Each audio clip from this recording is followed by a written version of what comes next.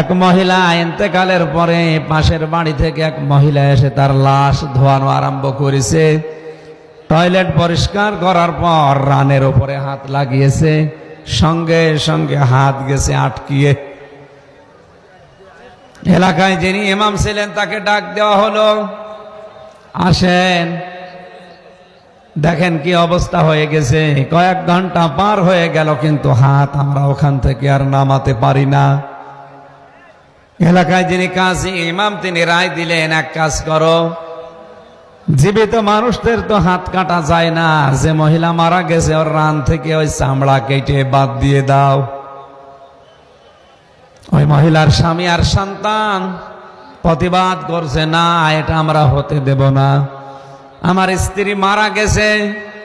ছেলেরা বলে আমার মা মারা গেছে, সে পরহেজগার ছিল, ভালো ছিল,